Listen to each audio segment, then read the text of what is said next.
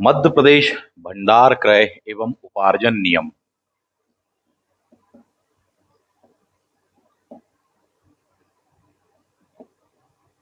उपार्जन नियम पिछली क्लास में कुछ चीजें अपन ने पढ़ ली थी। कब के हैं नियम? 2015 के हैं। कुछ बातें बाद में इसमें ऐड की गई हैं, कुछ कंटेंट ऐड किया गया है, वो भी अपन देखेंगे, समझेंगे और जानने का प्रयास करेंगे। 2015 के नियम कहलाते हैं। इसके प्रभावी होने की जो तिथि कहलाती है वह ध्यान रखना 28 जुलाई। ठीक, कब की डेट है? 28 जुलाई 2015 की दिनांक कहलाती, तिथि कहलाती। इस बात को ध्यान रखना है अपन को। कितने क्या नियम दिए गए हैं? तो 59 दिए हैं। कितने क्या भाग हैं? तो 2 भाग हैं। एक है भाग 1, भाग 2। भाग 1 में आपको दिया होगा वस्तुओं का उपार्जन, जबकि भाग 2 में दिया है आपको सेवाओं का। काफी डिटेल में चर्चा कर चुके हैं। नियम नंबर 1 to 36 यहां दिया है, 36 to 59 यहां दिया है। यानी कुल कितने आपके ये कहला जाने वाले हैं? 59 करके कहला जाने वाले हैं।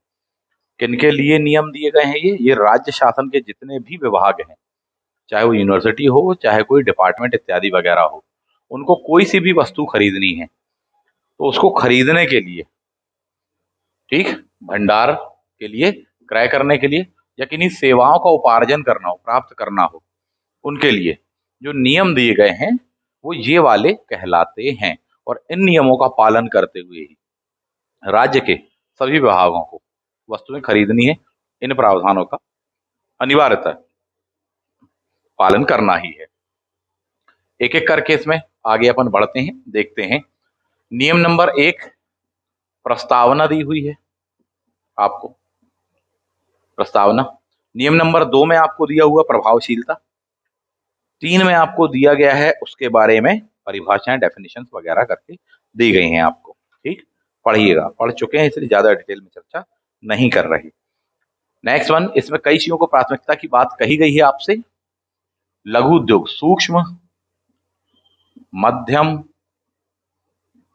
एंड लघु जो उद्योग हैं, MSME जो हमारे कहलाते हैं, उनको प्राथमिकता की बात कही गई। कब का एक्ट कहलाता है? 2006 का। लेटेस्ट जो अपडेशन कहलाता है वो 2020 का कहलाता है। लिमिट में वृद्धि की गई है। इन बातों को ध्यान रखना। लिमिट का मतलब क्या है? लिमिट का मतलब ही ये है कि उनका टर्नओवर, कि साल भर में वो कितना टर्नओवर उनका जा रहा है।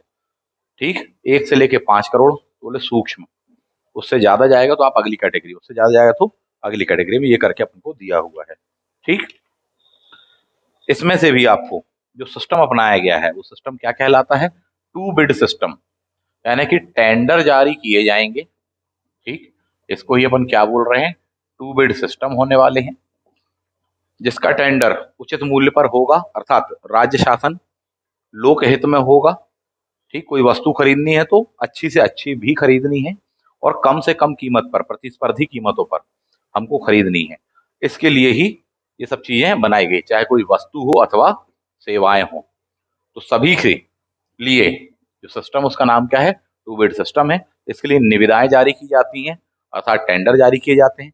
जो भी संविदा करता है हमको वस्तुओं सेवा इत्यादि की आपूर्ति करेगा, कॉन्ट्रैक्टर जिसको अपन कह रहे हैं, जिसके भी मूल्य उचित लगेंगे, हमको सही लगेंगे, सबसे कम लगेंगे, सबसे अच्छी गुणवत्ता परक वस्तु लगेगी, प्लस उन गुणवत्ता परक वस्तुओं में भी इस बात को कहा गया होगा कि साहब जो आपने मांगा है, टेक्निकल स्पेसिफिकेशंस दिए हुए हैं, उनके अकॉर्डिंग ही आपको चीजें मिलेंगी। आसानी से नहीं समझ में आ रहा होगा, उदाहरण। ठीक, मान लो आप पढ़ेंगे उदाहरण भी किस संदर्भ में? जो आपका सब्जेक्ट है, जिस एग्जाम को आप दे रहे हैं। आप एग्जाम दे रहे हैं विश्वविद्यालय में असिस्टेंट रजिस्ट्रार परीक्षा के लिए, तो साहब विश्वविद्यालय को तथा शासकीय कॉलेजों को क्या क्या खरीदना पड़ता है? छोटी से छोटी वस्तु से लेकर कि बोर्ड खरीदना है, पेन खरीदना है, चेयर खरीदना, फर्नीचर खरीदना है, बल्ब खरीदना है, कुर्सी, पंखे इत्यादि वगैरह से लेकर के बड़े से बड़े अमाउंट वाली वस्तुएं भी खरीदनी पड़ती हैं। लैपटॉप हो गया, डिजिटल बोर्ड हो गया। ठीक, तो अपन किसी भी एक उदाहरण को यहाँ पर रख लेते हैं। फॉर एग्जाम्पल कि लैपटॉप को रख लेते हैं अपन, उससे समझ पाएंगे। या जो डिजिटल बोर्ड है, अपन उसके बारे में बात कर लेते हैं कि डिजिटलाइजेशन किया जा रहा है, उनके लिए डिवाइसेस वगैरह अपन को खरीदनी है। तो अब मान लो अपन को ये चीज खरीदनी है, ठीक, प्लस इनके लिए इंटरनेट कनेक्शन चाहिए, तो किससे ले लें? ठीक, तो जो उचित मूल्य पर प्रदान करे। इंटरनेट कनेक्शन यानी सेवा क्षेत्र में आएगा।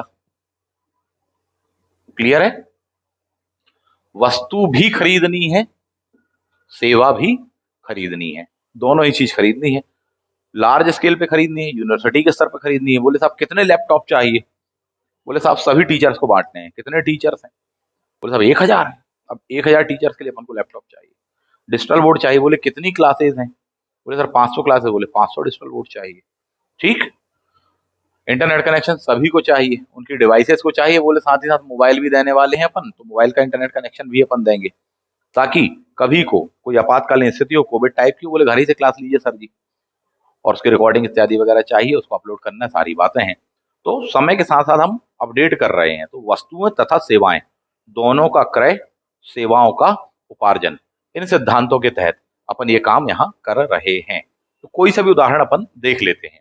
इसमें एक बहुत बड़ी चिंता यह होती है कि किसी प्रकार से गलत वस्तुएं या गुणवत्ताहीन वस्तुएं या गैर जिम्मेदारी पूर्ण तरीके से ना परचेज की जाए, क्योंकि जो भी धन होने वाले हैं वह धन जो है वह जनता का है, टैक्स पेयर का धन है साहब जी, राज्य का धन है। उसका मिसयूज नहीं होना चाहिए, दुरुपयोग नहीं होना चाहिए, उसमें करप्शन नहीं होना चाहिए, घालमेल इत्यादि वगैरह नहीं होना चाहिए। तो मिसयूज एंड करप्शन किसी प्रकार से नहीं होना चाहिए, दलाली इत्यादि वगैरह नहीं हो, दुरुपयोग नहीं हो। इन सब बातों के लिए ही यह नियम बनाए गए हैं। साथ ही साथ जिम्मेदारी परक, गुणवत्ता परक तरीके से यह कार्य हो। लोगों को जो भी हम वस्तुएं प्रदान कर रहे हैं, शासन क्रय कर रहा है अपने विभाग के लिए, गुणवत्ता परक मिल सके, क्वालिटेटिव गुड्स हमको मिल सके, सर्विसेज मिल सके, उनके लिए ही हम ये सब चीजें नियम बनाए हुए हैं। तो कोई सा भी एक उदाहरण अपन उठा लेते हैं। फॉर एग्जाम्पल की लैपटॉप का उदाहरण अपन ले लेते हैं। बोले साहब लैपटॉप लेना है, तो बाजार में आप बहुत अच्छे से जानते हैं कि 20,000 रुपए से लेकर के 2 लाख रुपए तक का लैपटॉप है। बोले सर और महंगा चाहिए, वो भी है। ठीक है, एक उदाहरण दिया। तो अब इसमें समस्या क्या हो सकती है? पहली समस्या तो ये कि साहब हमको जो लैपटॉप उनको प्रदान करना है वो लेटेस्ट होना चाहिए, अपडेट होना चाहिए, न्यू जनरेशन का होना चाहिए, मैक्सिमम फीचर होने चाहिए जो कि करंट सिनेरियो से साथ में अपडेट हो, ये हमको प्रोवाइड करना है। ठीक, पॉइंट नंबर 2 कि साहब उसकी फैसिलिटीज वगैरह, सर्विसेज वगैरह चाहिए, तो ये हमको चाहिए। अब इसमें समस्या क्या हो सकती है, मिसयूज क्या हो सकता है कि कोटेशन बुलवाए गए, टेंडर जारी किए गए, किसी ने कहा कि हम इतने रुपए का दे देंगे लैपटॉप, किसी ने कहा इतने का, इतने से लेकर के इतने के बीच तक में बात आएगी। समस्या क्या हो सकती है, मिसयूज शासकीय धन का, कि अगर कुछ लोग साठगांठ कर लें, ठीक, क्योंकि कोई नियम ही नहीं है, ठीक, साठगांठ कर लें तो क्या इसमें शासकीय धन का दुरुपयोग हो सकता है? निश्चित रूप से हो सकता है। ना हो इसके लिए ही नियम बनाए गए हैं, गाइडेंस रूल्स वगैरह जारी किए गए हैं, साहब गाइडलाइन दी गई है कि इसके अकॉर्डिंग ही काम करना है। नहीं तो क्या होगा, बहुत सीधी सी बात होगा ये कि जिस समिति को परचेज करना है बोले 1000 लैपटॉप, 500 लैपटॉप, जो भी खरीदना है अपन को, अपन ने टेंडर जारी करवाया, कोई अपने पहचान वाला है, जल्दबाजी में अपन ने जारी करवाया, हर किसी को इन्फॉर्मेशन मिल नहीं पाई, तो केवल भरेगा कौन, जो अपने पहचान वाला है। जो भी बंदा भरेगा अपन उससे कहेंगे भाई हमारा क्या, हमको लाभ क्या, हमारा क्या। सारी अवधारणा तो यहीं पर है, यानी कि दलाली, ये नहीं होना चाहिए। ठीक, तो इसमें होने वाला अंततः यह है कि वही लैपटॉप जो 20,000 रुपया वाला है, उसके टेंडर आएंगे। एक बंदा टेंडर कहेगा साहब 1 लाख रुपए का, एक कहेगा 80,000 का, और एक कहेगा 75,000 रुपए का, और वह घटिया वस्तु हमको प्रदान कर देगा जो कि 20,000 रुपए में आसानी से मिल सकती थी, क्योंकि कोई नियम नहीं है। ऐसा ना हो, गुणवत्ता परक वस्तुएं मिल सके, उचित कीमतों पर मिल सके, शासकीय धन का, संसाधनों का दुरुपयोग ना हो, इसके लिए ही तो ये नियम बनाए गए हैं। क्लियर? तो अब देखो इसमें क्या होने वाला है।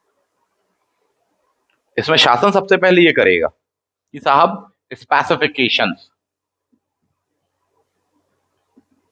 का मतलब ये कि जो भी डिवाइस चाहिए, जो भी वस्तु चाहिए है, उसकी क्या गुणवत्ता चाहिए हमको।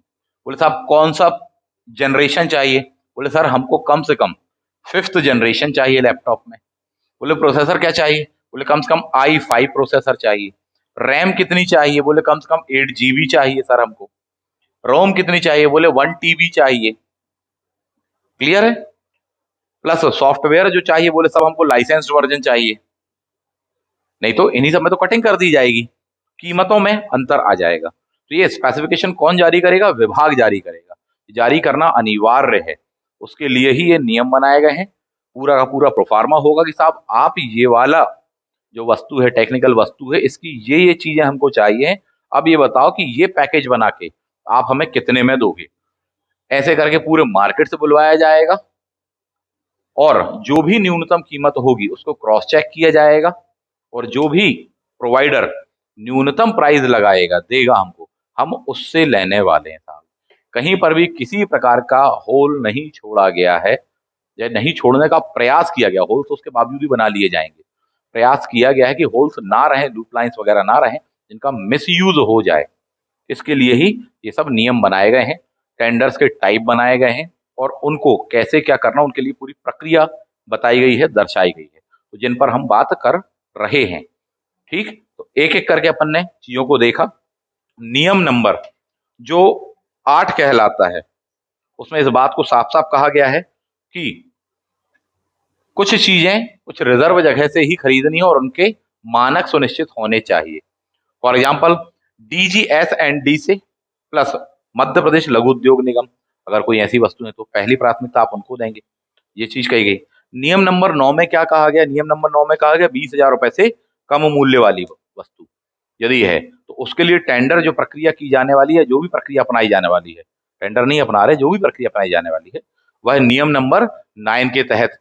तो क्वेश्चन यही होने वाला है कि 20,000 रुपए से 20,000 रुपीज से कम की जो वस्तु होगी उसको खरीदने संबंधी प्रावधान कौन से नंबर के नियम में दिए, तो क्या बताएंगे अपन, नियम नंबर 9 में दिए हैं। इसी में क्वेश्चन आगे हो जाएगा कि बोले 1 महीने में अधिकतम कितने बार इस प्रावधान का उपयोग किया जा सकता है, बोले अधिकतम 5 बार किया जा सकता है, 5 से अधिक बार नहीं किया जा सकता है। कौन करेगा, जो भी उस विभाग का सक्षम प्राधिकारी होगा उसकी अनुमति से ही, लिखित अनुमति से ही किया जाएगा, अदरवाइज नहीं।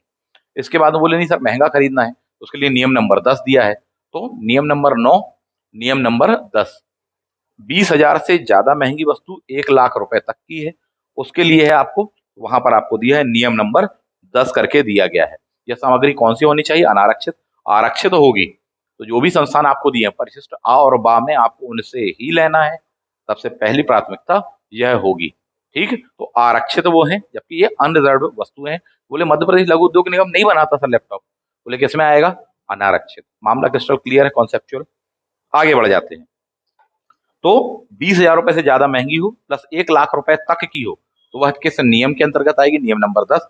महीने भर में ऐसी कितनी वस्तुएं, कितने बार इसको यूज किया जा सकता है, बोले 2 बार, यानी अधिकतम 2,00,000 रुपए तक की वस्तु आप खरीद सकते हैं। बोले इससे भी आगे जाना है तो बोले नियम नंबर 11 पर आप आइए। नियम नंबर 11 में भी 3 पॉइंट आपको करके दिए हुए हैं। ठीक, 11 नंबर पर LOS दिया है, ये इसलिए दिया है ताकि लॉस ना हो। क्या दिया है, LOS। तो जो भी टेंडर बुलाए जाएंगे वो 3 प्रकार के होंगे। एक दिया होगा 11.1 पर दिया होगा लिमिटेड टेंडर 11.1, 11.2 पर दिया होगा ओपन टेंडर, ठीक, जबकि 11.3 पर दिया होगा सिंगल टेंडर। ध्यान रखना पड़ेगा, अपन को पूछ लिया जाएगा। That is LOS। पहली प्राथमिकता ये कि हमको समझ में तो आए कि हम पढ़ क्या रहे हैं। दूसरी प्राथमिकता समझ लेने के बाद में कॉन्सेप्चुअल अप्रोच के बाद उसके पूरे फैक्ट इत्यादि वगैरह ध्यान रहे।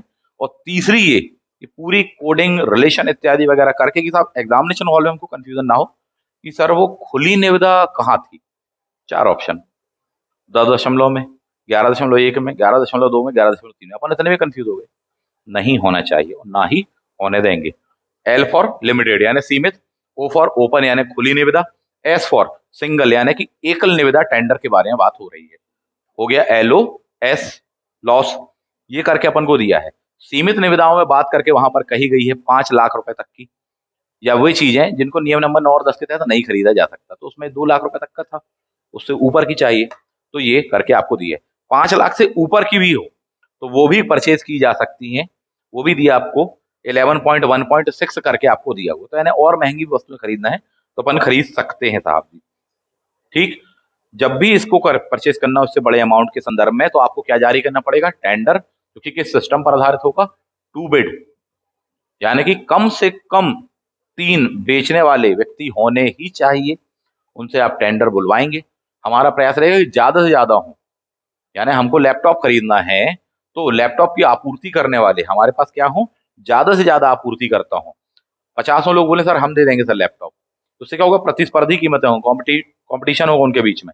हर किसी दुकान वाले को लगेगा या प्रोवाइडर को लगेगा, यार ये वाला लैपटॉप जो है ना, अपन को प्रॉफिट अपना जोड़ करके 52,000 का पड़ता है, बोले इकट्ठा बिक रहा है, एक काम करो अपन 51,000 में दे देंगे साहब।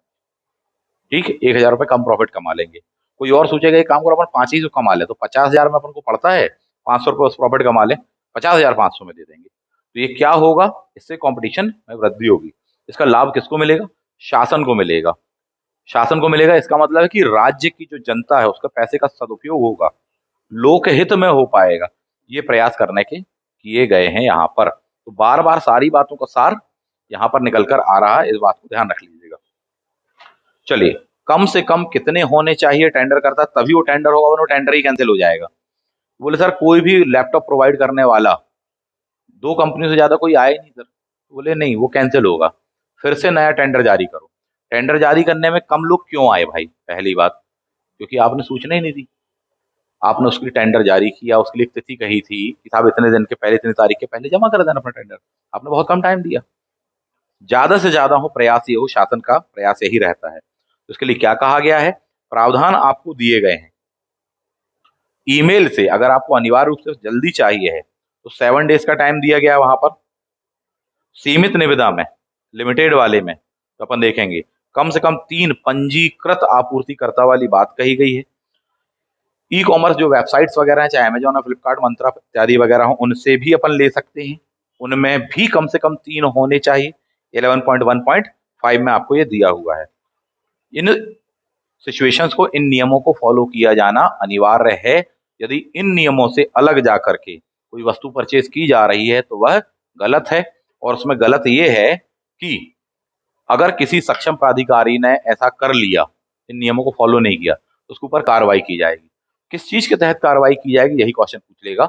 यदि कोई लोक सेवा या सक्षम प्राधिकारी इत्यादि वगैरह मध्य प्रदेश भंडार क्रय उपार्जन नियम 2015 के नियमों का पालन नहीं करता तो उस पर कार्रवाई की जाएगी। बोले हाँ की जाएगी।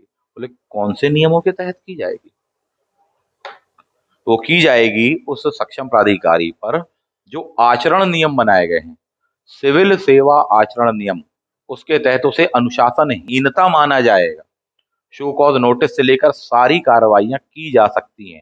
इस पर अगला क्वेश्चन ये होगा, मध्य प्रदेश लोक सेवा जो नियम कहलाते हैं वह किस वर्ष के हैं?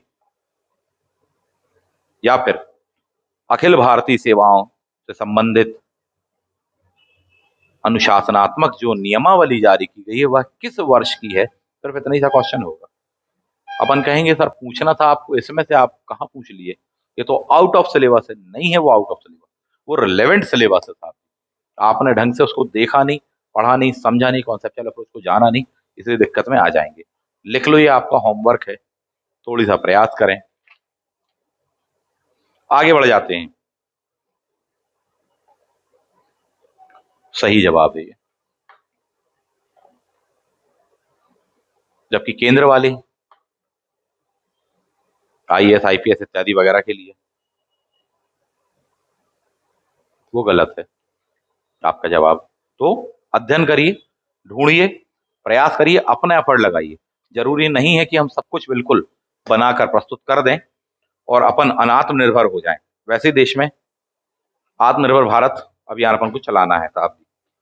क्वेश्चन ये है कि अखिल भारतीय सेवाओं के जो अनुशासन नियम कहलाते हैं, कोड कहलाती है जो, ठीक, ऑल इंडिया सर्विसेज के पदाधिकारियों के लिए वह किस वर्ष की है? ऐसे ही क्वेश्चन क्या होगा? ऐसा ही क्वेश्चन होगा कि मध्य प्रदेश वाले जो हैं उनके लिए कब की है? तो केंद्र वाला जो आपने बताया अखिल भारतीय, जवाब सही है 1954। ठीक, ऐसे ही केंद्रीय सेवाएं होती उनके लिए नियम अलग हैं। वो देख लेना, आपके लिए विशेषकर क्या होगा, मध्य प्रदेश से संबंधित होगा। बताने का आशय है कि देखो आप ऑस्पेक्ट देखो, क्वेश्चन वो वहीं से बना रहे हैं हम आपके लिए, ठीक। एग्जामिनर भी यही अप्रोच करते हैं, क्वेश्चन वहीं से बना रहे, पर वो दिख नहीं रहा कि वो आपके सिलेबस का है, और इसी का कथन कारण में क्वेश्चन होगा तो फिर अपन फिर कहेंगे ये कहाँ का पूछ लिया। कथन कारण में यही है, बोले किसके तहत कार्रवाई होगी, कौन सी कार्रवाई होगी, तो साहब यही तो उत्तर है वो। तो कई बार बच्चे सोचते बोले नहीं ये तो आउट ऑफ सिलेबस है, तो मैं आपको कैसे प्रस्तुत कर रहा हूँ क्वेश्चन बना के, पूरे पूरे मॉडल क्वेश्चन दे रहा हूँ ना। यही वह चीज है, जो एग्जाम कमेटी है, जो आयोग है, उसमें जो लोग बैठे वो बहुत विद्वान लोग होते हैं साहब, उनके सामने हम कुछ भी नहीं है। और दूसरी बात, वो टीम है, परंतु हाँ उनके ज्ञान का जो स्तर है, अपन उनके चरणों के धूल के बराबर ही पहुंच जाए तो अपन सिलेक्शन उठा सकते हैं। वास्तविक बात तो ये है साहब, है ना। तो थोड़ी सा उस अप्रोच पर हम आगे बढ़ने का और वैसे पढ़ने का प्रयास करेंगे। अपनी कोशिश ये होनी चाहिए अपने ज्ञान को परिमार्जित करते हुए, ताकि बाकी अन्य विद्यार्थियों से थोड़ी सी नंबर हम ज्यादा ले आए। और कॉम्पिटेटिव एग्जाम तो है ही साहब जी, जिसके ज्यादा होंगे उसको ही मिलेगा साहब, मेरिट सिस्टम करके कहलाता है। आगे बढ़ जाते हैं।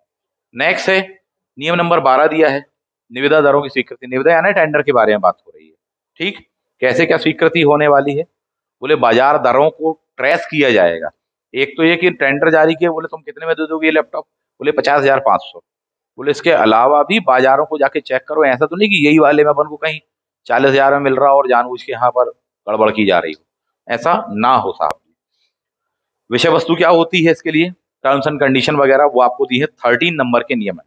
निविदा दस्तावेजों की विषय वस्तु करके दिया हुआ है। अध्याय 1 दिया है अनुदेश यानी डायरेक्शन, उसमें अध्याय 2 दिया है संविदा की शर्तें।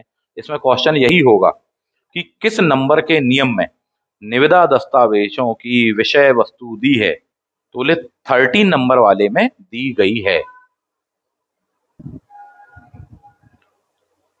तो 13 नंबर में क्या दिया है आपको क्वेश्चन पूछेंगे, निविदा दस्तावेजों की विषय वस्तु करके आपको वहां दिया है। कितने अध्याय दिए हैं वहां पर, 7 अध्याय दिए हुए हैं। कौन कौन से हैं एक एक करके पढ़ देता हूं। पहला, निविदाकर्ताओं के लिए अनुदेश। दूसरे, संविदा की शर्तें। तीसरा, अपेक्षाओं की अनुसूची। चौथा, विनिर्देश प्लस तकनीकी ब्यौरे। पांचवा अध्याय, कीमत अनुसूची। छठवां, संविदा फॉर्म दिया है जो कि निःशुल्क प्रदान किया जाएगा विभाग के द्वारा, राज्य के द्वारा। सातवां अध्याय दिया है क्रयकर्ताओं या उपार्जनकर्ता जिनको अपन बोल रहे हैं साहब जी, उनके द्वारा इस्तेमाल किए जाने वाले अन्य मानक क्या हों, उसके फॉर्म की। बोले नहीं हमें ये जो वस्तु चाहिए इलेक्ट्रॉनिक ISI मार्का वाली होनी चाहिए, ऐसी होनी चाहिए, एनर्जी एफिशिएंट होनी चाहिए। तो ये सब जो बातें दी है वो कहाँ, इसमें दी हुई है। 13 नंबर का जो आपका नियम है वो थोड़ी सा महत्वपूर्ण है, एक नजर मार लेना। आगे दिया है नियम नंबर 14, मेंटेनेंस कॉन्ट्रैक्ट करके दिया है, रख रखाव अनुबंध इत्यादि। जो भी सामग्री परचेज की जा रही है उसका रख रखाव उसके स्वरूप के आधार पर सुनिश्चित किया जाएगा, और ये बात जानकारी दी जाएगी कि साहब ये जो है इसमें गारंटी इतनी है, वारंटी इतनी है, उसके रख रखाव में अगर इतने टाइम के भीतर दिक्कत आती तो हम बाकी सेवाएं प्रदान करेंगे। ये सारे अनुदेश दिए हैं। सच बात तो यह है कि अपना पक्ष कभी भी शासन मजबूत रखती है इन मामलों में। 15 नंबर पर दिया है निविदा की प्रतिभूति, अर्नेस्ट मनी जो आपको दी है डिपॉजिट करनी होगी, वह महत्वपूर्ण है। प्रतिभूति क्या मतलब है इस बात का, जो भी टेंडर जारी किए जा रहे हैं, कोई वस्तु है, कोई इत्यादि चीज खरीदनी है, तो उसके लिए एक मार्जिन मनी जमा करवाई जाएगी। जो जो उस बिड में पार्टिसिपेट कर, उस नीलामी में, उस टेंडर में पार्टिसिपेट कर रहे हैं, तो ये नहीं कि अपन बिल्कुल खाली हाथ चले आए। बोले आप उस विषय को लेकर गंभीर हैं, आप लैपटॉप हमको प्रदान करने वाले हैं, ठीक, आप पार्टिसिपेट करना चाह रहे हैं, हमको चाहिए 1000 लैपटॉप, उनकी एक अनुमानित कीमत शासन यानी विभाग के द्वारा मोटे तौर पर लगाई गई है, मान लो जो भी, तो बोले उसका कितना परसेंट आपको जमा करना पड़ेगा, 2%। कितना, 2%। तो उपार्जित की जाने वाली सामग्री का कितना होता है, 2% जो होता है वह कहलाती है अर्नेस्ट मनी कहलाती है, जो कि डिपॉजिट करनी पड़ेगी। जब रेट तय नहीं हुआ है तो आपने कैसे 2% निकाल लिया भाई, इस बात को समझिए। इसके पूर्व में भी तो कुछ खरीदा गया होगा, उसको जो पूर्व में खरीदा गया उसकी कीमत क्या पड़ी थी, उससे कंपैरेटिवली वो चीज निकाली जाएगी। बोले नहीं सर उसके पूर्व में खरीदा ही नहीं अपन ने, तो भी मार्केट सर्वे के आधार पर उसका 2% निकाला जा सकता है, जो लगभग अमाउंट होगा। तो वो चीज कहाँ दी आपको, यहाँ पर दी है।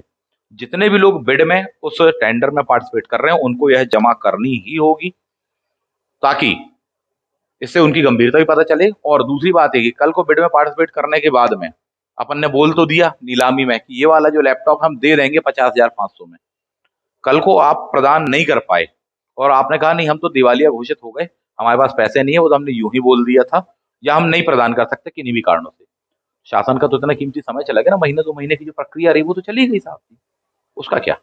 तो जो भी जमा किया गया ये डिपॉजिट मनी होगी, प्रतिभूति होगी, सिक्योरिटी होगी, यह जब्त हो जाएगी और फिर उसके बाद उसके लिए पुनः नया टेंडर किया जाएगा, सेम प्रक्रिया अपनाई जाएगी और फिर कल को कोई बंदा कहता है, कोई कंपनी संस्थान इत्यादि कहता है, जिसने फाइनलाइज किया नीलामी में मूल्य, यहाँ हम इतने में प्रोवाइड करेंगे और नहीं दिया तो उसके भी पैसे, मामला क्लियर है। यह वह पॉइंट आपको दिया है। नीलामी के लिए बुलवाएगा, मान लो 10 लोग आए, सबने जमा कर दिया पैसा, एक बंदे को मिलेगा वो टेंडर। ठीक, अब जब एक बंदे को मिल गया तो 9 लोगों को 45 दिनों के भीतर में लौटाना है पैसे, इस बात को ध्यान रखना। यानी वो जो 2-2% जो अमाउंट जमा किया है, 9 लोगों को टेंडर नहीं मिला, बोले ठीक है आप लोग अपने अपने घर जा सकते हैं। बोले सर पैसे जो जमा है 2% और उसका क्या? बोले काम करो, ना लो टेंशन, विद इन 45 डेज हम आपको आपकी जो अमाउंट है वह लौटा देंगे उन्हीं माध्यमों से। ये वाला पॉइंट आपको वहां पर दिया हुआ है साहब जी। ठीक, इस बात को ध्यान रखना।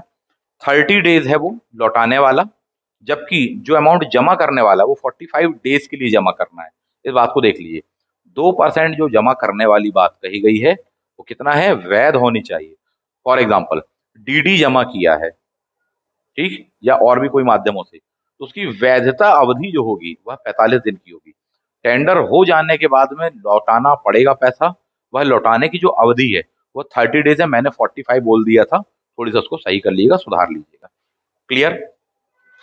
आगे बढ़ते हैं। नियम नंबर 16 में आपको दिया है, परफॉर्मेंस गारंटी करके वहां दिया हुआ है। जब कीमत तय नहीं थी, बाजार में सर्वे करके आपने 2% ले लिया, टेंडर हुआ, हो गया टेंडर, 10 लोग आए थे, 10 में से एक बंदे को मिल गया।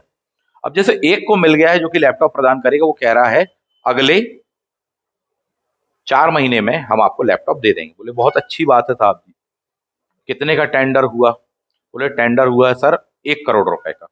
बोले ठीक है, पक्का दे ही दोगे, है ना? कैसे सुनिश्चित किया जाए? तो जो परफॉर्मिंग सिक्योरिटी होने वाली है वह 2% से बढ़कर उस अवधि के लिए 5% हो जाएगी, क्योंकि अब आपके भरोसे बैठे हैं हम, कितने, अगले 4 महीने के लिए आप प्रोवाइड करने वाले हो हमको। तो जो पहले बाजार मूल्य पर तय की गई थी वो अंतिम टेंडर मूल्य पर तय की जाती है और इस बार वह राशि कितने परसेंट होती है, 5। इस बात को ध्यान रखना, न्यूनतम 5% होती है, इसको अधिकतम बढ़ा करके 10% तक डिपॉजिट या सिक्योरिटी मनी के रूप में या मार्जिन मनी के रूप में जमा किया या करवाया जा सकता है। यह नियम में दिया है आपको, 16 नंबर का नियम है, 16.1 में आपको ये वाली बात दी है साहब। ठीक, बाद में जब ये इसकी आपूर्ति कर दी जाएगी वस्तुओं की, इस पैसे को लौटा दिया जाएगा, किसको, व्यक्ति को, और जितने के लैपटॉप हो वो तो पेमेंट करेंगे, वो तो कोई बात ही नहीं, उसके लिए मना नहीं कर रहे। वो लौटाने की जो अवधि है, जो फाइनलाइज किया गया जिस बंदे का टेंडर, वो 60 डेज की है। इन 30 डेज, 45 डेज, 60 डेज, इन पर क्वेश्चन बन सकता है। क्वेश्चन यही होगा, निष्पादन प्रतिभूति सारी चीजें कॉन्ट्रैक्ट पूरा होने के बाद में कितने दिनों के भीतर देना है, लौटाना है, कितने दिनों के लिए डिपॉजिट करवाना है, ये सब क्वेश्चन वहां पर हो सकते हैं, इस बात को ध्यान रखिएगा। चलिए आगे बढ़ जाते हैं। तो वैधता अवधि दी हुई है अपन को वहां पर 60 डेज वाली। नियम नंबर 17, निर्माता इकाइयों का निरीक्षण।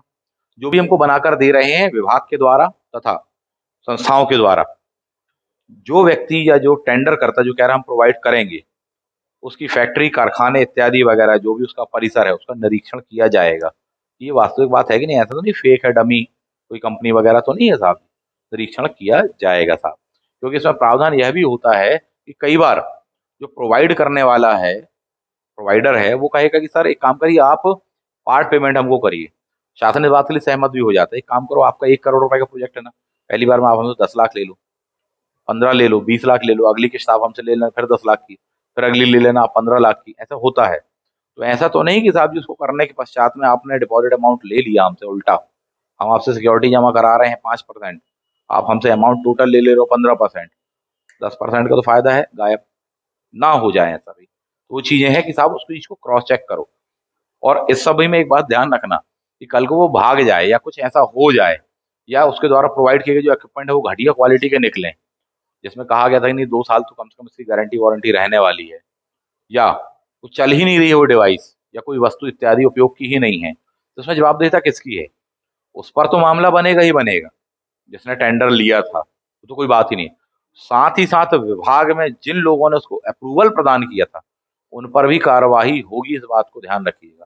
इसलिए बड़े अच्छे से पढ़ लीजिए, ये ऑफिस में भी काम आने वाला है कल को, भविष्य में अपन को। निरीक्षण संबंधी प्रावधान साहब जी, इवन वसूली तक का प्रावधान है कि जिन शासकीय अधिकारियों से गलती हुई है ना, उनकी सैलरी में से काट लेंगे साहब जी वेतन, इस बात को समझिए। नेक्स्ट है धारा 18 या नियम 18, प्रदायकर्ता को प्रदाय आदेश करके दिया गया होगा, एक समय के भीतर में आपको ये ऐसी गुणवत्ता परक वस्तुएं प्रदान कर देनी है। ये कौन बताएगा? शासन या विभाग बताने वाला कि साहब हमको इतने समय के भीतर चाहिए। ये नहीं कि आपसे टेंडर ले लिया, बोले देंगे, कब देंगे, तो जब बन जाएगा तब देंगे, बोले ऐसा नहीं है। निश्चित समयावधि, निश्चित गुणवत्ता, निश्चित मानकों के तहत। 18 नंबर पर। 19 नंबर पर दिया है गुणवत्ता का निरीक्षण। ठीक, बहुत महत्वपूर्ण है गुणवत्ता का निरीक्षण साहब। निरीक्षण एजेंसी गठित की जाएगी और वह निरीक्षण करेगी उन वस्तुओं का कि जो वस्तुएं प्रोवाइड की जाने वाली, प्रदान की जाने वाली, उस पर स्टाम्प लगेगी, सील लगने वाली साहब जी, स्टिकर लगने वाला है, ये वस्तुएं प्रोवाइड होने वाली हैं। जैसे लैपटॉप है, ये डिजिटल बोर्ड है, यूनिवर्सिटी में जाना है, बोले कौन कौन से जाने हैं, बोले ये 100 जाने हैं, बोले इनका निरीक्षण आप पहले ही कर लो। कहाँ पर? इस प्रोवाइडर कंपनी के कारखाने में, फैक्ट्री में, दुकान में, संस्थान में, जहां भी पहले ही कर लो। और जो जो वहां जाने वाले उन पर क्या लगाया जाएगा? स्टिकर, ताकि ऐसा ना हो कि जब आप निरीक्षण करवा रहे हैं तब तो वो लैपटॉप चल रहा है, तो जबकि वहां आपने पहुंचा दिया तो उसके बाद वो डब्बा है। कल को आप ही कहेंगे भैया हमारा काम था प्रोवाइड करने तक, उसके बाद में आप उसकी हार्ड डिस्क निकाल लो, कुछ कर दो, खराब हो जाए, ना चालू, तो हम थोड़ी जिम्मेदार। कंपनी वारंटी के अंतर्गत वो नहीं आता, तो नहीं, ये नहीं होना चाहिए। तो बोले साहब निरीक्षण पहले किया जाएगा, उस पर स्टाम्प, स्टिकर इत्यादि वगैरह होंगे। जो भी निरीक्षण एजेंसी होगी उसका यह दायित्व तो बनता है साहब, उस चीज को चेक करें, और यह अनिवार्य प्रावधान है, वहां पर दिया हुआ है साहब। अगर किसी सामग्री का निरीक्षण नहीं किया गया, उसका इंस्पेक्शन नहीं किया गया है और वो प्रोवाइड कर दी गई है और विभाग में आ गई साहब, तो ये गलत है, नियमों का उल्लंघन है, कार्रवाई की जाएगी। अनिरीक्षित सामग्री नहीं ली जाएगी, इस बात को क्लियर कर लीजिए। ठीक, प्लस गुणवत्ता परख होनी चाहिए, जिस गुणवत्ता की मांगी थी, नहीं है अगर वो गुणवत्ता परख, तो पहले ही प्रावधान है, बोले साहब 7 डेज में हम लौटा देंगे। अमेजॉन फ्लिपकार्ट वाला वो जो नियम है ना, ध्यान है, बोले नहीं पसंद आया तो लौटा दो, बोले आपको भी लौटाएंगे।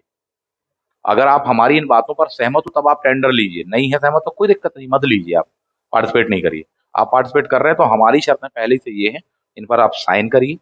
अगर चालू नहीं होगा, सही नहीं चलेगा, 7 डेज में ही समस्या आने लग जाती, हम आपको देंगे, आपको चालू हालत में चीजें नई एज इट इज हमको प्रोवाइड करनी पड़ेगी, करके दिया हुआ है आपको।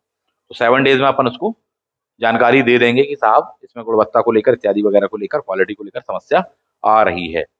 अब यहाँ पर एक और महत्वपूर्ण लाइन है, 19.5 में करके दिया है कि जवाबदारी दोनों की होगी, जो प्रोवाइड कर रहा उसकी भी होगी, प्लस विभाग जो है, जो खरीद रहा है उसकी भी जिम्मेदारी होगी, प्लस जिसने निरीक्षण किया है उनकी भी जिम्मेदारी होगी।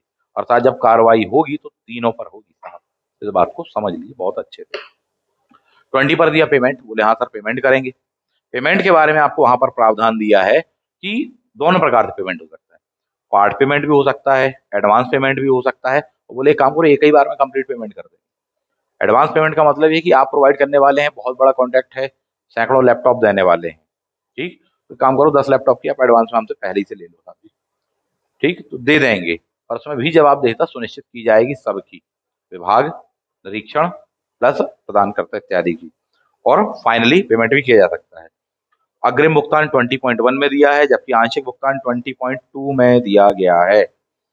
आंशिक भुगतान का मतलब यह है, बोले आप एक काम करो, पार्ट पार्ट में पेमेंट कर देंगे। पहली बार में आपने कितने दे दिए? 20 लैपटॉप ना, हम आपको 20 का पेमेंट कर दिया। अगली बार में कितने? 30 ना, फिर हमने आपको 30 का दे दिया। उसके बाद में कितने दे दिए? बोले सर 40 दे दिए, फिर हमने आपको 40 का पेमेंट कर दिया। ये क्या है? ये पार्ट पार्ट में करे, आंशिक भुगतान, ठीक, ये चीज वहां पर दी हुई है।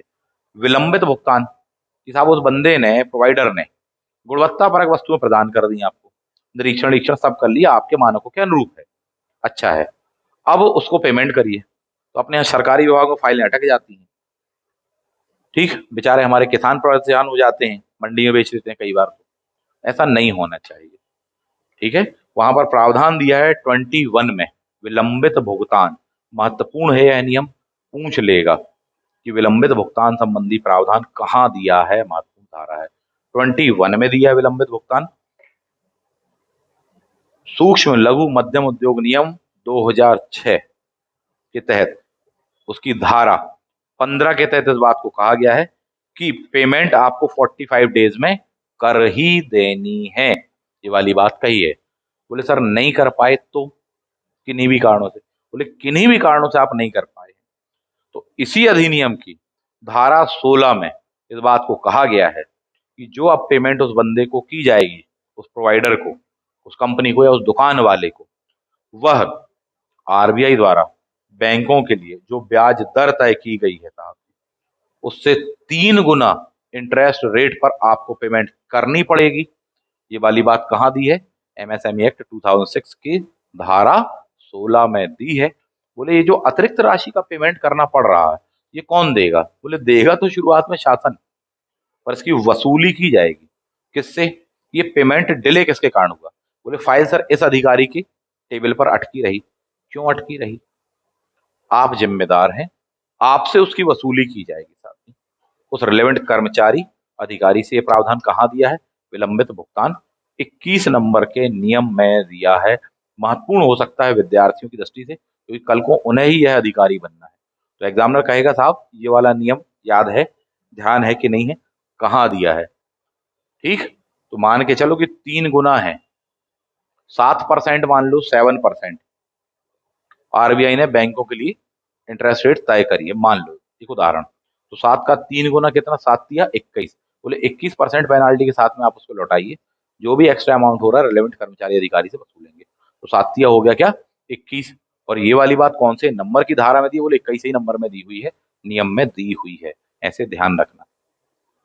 आगे 22 नंबर पे दिया रिपीटेड ऑर्डर या रिपीट ऑर्डर।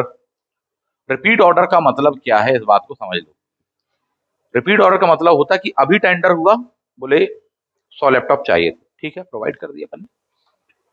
उसके तुरंत बाद में फील हुआ कि आपने जो 100 लैपटॉप प्रोवाइड करके गए हो पिछले महीने में, हमको 20 लैपटॉप और चाहिए। बोले सर पहले ही बोल देते 120 चाहिए। बोले नहीं बोल पाए ना, अब बता रहे हैं अब चाहिए 20 और चाहिए। तो ये जो होने वाला है ये क्या कहलाएगा? रिपीट ऑर्डर करके कहलाने वाला है।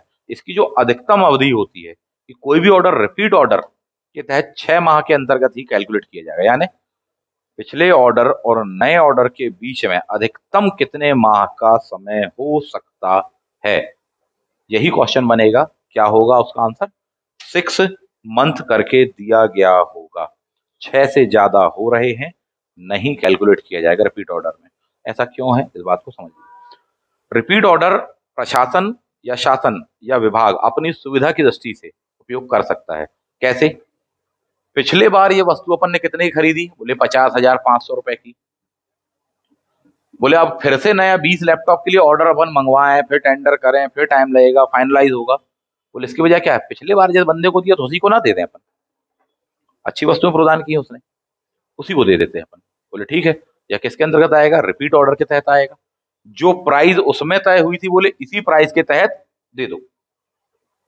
तो यह प्रावधान भी है। ये कहाँ दिया है? 22 में दिया है। पर इसमें ध्यान देने वाली बात यह है कि ऐसा ना हो कि कोई गड़बड़ हो, खासकर इलेक्ट्रॉनिक वस्तुएं जिनकी प्राइजेस कम होती रहती हैं, तो इसमें निरीक्षण इत्यादि वगैरह किया जाएगा। साहब ऐसा तो नहीं कि उसकी कीमतें कम हो गई हैं, तो पता चला वही लैपटॉप की कीमत नया वाला लॉन्च हो गया, नया मॉडल आ गया, तो बोले 50,000 वाला 40 का हो गया। लैपटॉप के स्थान पर हो सकता है मोबाइल खरीद रहे हो अपन। बोले सर जब लॉन्च हुआ था तब ये वाला जो विभाग में सबको दिया आईफोन अपन ने, तब 1 लाख रुपए का था, लेकिन अब तो उसकी कीमत घट के सर 60,000 हो गई है। तो फायदे में आ जाएगा ना बंदा जिसने 1 लाख में प्रोवाइड किया था। रिपीट ऑर्डर का लाभ कौन उठा सकता है? विभाग। बोले 6 महीने तो नहीं हुए। बोले नहीं हुए, बोले इसको उठा के अपन लगा दे रिपीट ऑर्डर पे, कोई जांच इत्यादि प्रक्रिया की समस्या ही नहीं है। वो जो बीच का पैसा है बोले अपन समझ लेंगे। ऐसा ना हो, फिर नहीं तो इतने नियम बनाए पूरे बराबर हो गया साहब। तो इसके लिए प्रावधान किए गए हैं कि जो रिपीट ऑर्डर दिया जाएगा, पहली बात जो भी नई डिमांड है, पुराना वाला जो ऑर्डर था 100 लैपटॉप का था ना, उसके 50% से ऊपर नहीं हो सकता। 100 लैपटॉप, 100 मोबाइल, 100 डिजिटल बोर्ड, 100 जो भी वस्तु है, उसका 50% है ना 50, इससे ज्यादा का नहीं होगा। पहली बात तो रिपीटेड ऑर्डर। पॉइंट नंबर 2 जो करके दिया है आपको वहां पर, इस बात को सक्षम अधिकारी के द्वारा क्रॉस चेक किया जाएगा कि उस वस्तु की कीमत में बाजार में गिरावट तो नहीं आई है, और यह अधिकारी जिम्मेदार है का मतलब है कि कल को अगर ये बात साबित होती है कि गिरावट आई थी, उसके बावजूद भी आपने उसी प्राइस पर खरीद लिया है, किससे वसूलेंगे हम? कार्रवाई उन पर तो होगी जो बेच रहा है, आप पर भी होगी। इस बात को समझिएगा साथ। क्लियर? तो इस चीज को देखें। प्लस इसके अलावा एक चीज और चेक की जाएगी कि यही वस्तु स्पेसिफिकेशन वाली ऐसा तो नहीं है बाजार में कहीं और सस्ती दरों पर मिल रही है, किन्हीं भी कारणों से, कि सस्ती हो गई, ऑफर आ गया, त्योहार आ गया, कुछ आ गया, ठीक, सेल आ गई, बिग बिलियन सेल आ गई, फलाना आ गया, ढिकाना आ गया, ऐसा तो कुछ नहीं है। देख रहे हो आप, प्रावधान पे प्रावधान, कि खरीदो, मना नहीं करे, पर हर बात पर शर्तें, नियम इत्यादि वगैरह हैं। क्यों? ताकि जवाबदेहिता, गुणवत्ता, पारदर्शिता इत्यादि प्रावधानों को सुनिश्चित किया जा सके। साहब 23 पर दिया है, क्रय उपार्जन प्रक्रिया में पारदर्शिता है कि नहीं, इस बात के लिए ये पूरे प्रावधान दिए। बोले साहब पूरा प्रोफार्मा होगा, जो टेक्निकल वस्तु उनकी इन्फॉर्मेशन होगी, कौन सा स्पेसिफिकेशन होगा, उस स्पेसिफिकेशन वस्तु कितने में प्रोवाइड करोगे। कोई ऐसा नहीं कि अपन ने बोला i5 के नाम पर और प्रोवाइड कर दिया i3 जो कि सस्ता आता है, ऐसा नहीं होना चाहिए। क्लियर? अपन ने उसमें घुमा फिरा कर लिखा कि बोले 64 मेगापिक्सल वाला कैमरा का मोबाइल, बोले कितने का है, बोले 64,000 का है। ऐसा तो नहीं साहब, ये 64 मेगापिक्सल के नाम पे चीनी कंपनी का अपन ने पकड़ा दिया। तो बोले साहब ये सब चीजें ऐसे लिखना कि साहब 64 मेगापिक्सल से कैलकुलेट नहीं होगा, एक्सल पिक्सल से, प्रोसेसर तथा अन्य जो स्पेसिफिकेशन है, ब्रांड नेम जो, उसके हिसाब से कैलकुलेट किया जाएगा। उसका पूरा एक प्रोफार्मा होता है, उसकी इंफॉर्मेशन देनी पड़ती है साहब। क्लियर है? मापदंड सुनिश्चित किए जाते हैं, टेंडर की तारीख सुनिश्चित होगी, नोटिफिकेशन जारी करने की होगी, एक्सेप्ट करने की होगी, फाइनलाइज करने की होगी। उसके लिए अगर कोई कॉन्फ्रेंस की जाना तो उसकी भी डेट पहले से ही बताई जाएगी, ताकि सभी पार्टीज को, सभी पक्षों को पर्याप्त मात्रा में समय मिल सके और वे निर्णय अपना ले सके। साथ ही अगर ऐसा पाया जाता है कि सही नियमों का पालन नहीं किया जा रहा है टेंडर होने के पहले, तो उसको उठा करके कैंसिल भी किया जा सकता है, इस बात का ध्यान रखना। क्लियर है? प्री बिड कॉन्फ्रेंस 23 के ही अंडर सेक्शन 8 में दिया हुआ है, कॉन्फ्रेंस कर सकते हैं साहब जी, ठीक, पहले से ही उसका उल्लेख होगा। 9 में दिया क्राइटेरिया, वही प्रावधान दिए जो मैं आपको बता रहा, क्वालिटी टेंडर दिया है आपको वहां पर, देख लीजिएगा। 24 में दिया है बाय बैक ऑफर, महत्वपूर्ण है आपके लिए, पुनः क्रय प्रस्ताव। रिपीट ऑर्डर अलग है, बाय बैक अलग है। बाय बैक का मतलब यह है कि अपन ने खरीद तो लिया laptop, mobile, digital board, bulb इत्यादि कुछ भी है, टेक्नोलॉजी के इस दौर में नई टेक्नोलॉजी आने में ज्यादा समय नहीं लगता, और पुरानी वाली पता चला अव्यवहारिक हो जाती है, ठीक। तो ऐसे ही में ये होता है कि बोले ऐसा ना हो कि इसके ठीक बाद में कोई नया वाला आ गया, कि अपन ने खरीद लिया पुराने प्रोसेसर वाला, अब एकदम से बाजार में क्रांति आ गई, विश्व में क्रांति आ गई, बोले नया कोई आ गया, तो बोले साहब पुराने वाले अनुपयोगी हो जाएंगे, उनसे अच्छा ऑप्शन अपन को, वो भी ठीक ठाक कीमतों में मिल रहे हैं। तो इसके लिए ही क्या होता, बायबैक। जो बेच रहा है उससे ही अपन कहें कि मान लो हम तुम्हें उठा करके उल्टा 6 महीने, 1 साल, 2 साल के बाद में इसी को बेचे, तुम कितने में खरीदोगे, पहले इस बात का टेंडर कर लो। जो वस्तु तुम हमें कह रहे हो 50,500 में दोगे, हम तुम उठा करके बेचे वापस, यूज करने के बाद में सेकंड हैंड है मान गए, तुम कितने में लोगे?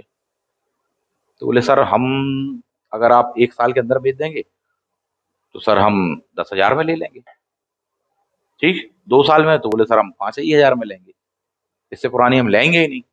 बोले ठीक है, आपको जितने भी, उसमें बुराई नहीं कि वो 10,000 में लेगा उसका सेकंड हैंड, वो बुराई नहीं, आप अपना रेट दे दो। कल को जब दोबारा ऐसी कोई स्थिति आती है तो अपन देखेंगे साहब किन किन ने बाय बैक के लिए क्या क्या दिया था।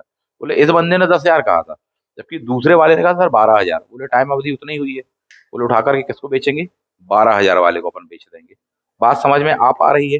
प्लस उससे ये भी कहा जाएगा कि मान लो ये होता है कि हम नया लेते हैं, इसका अपडेट वर्जन लेते हैं, तो ये वाले को पुराने को कितने में काट लोगे? जैसे होता है ना, बोले मोबाइल नया खरीदना तो पुराना वाला, आईफोन, सैमसंग ऑफर देते हैं ना, कि बोले साहब एक काम करो, कई ऑफर है, क्रेडिट कार्ड का ऑफर है, फलाना ठिकाना, पुराना आईफोन लाइए तो उसमें हम आपको 20,000 रुपए का डिस्काउंट दे देंगे।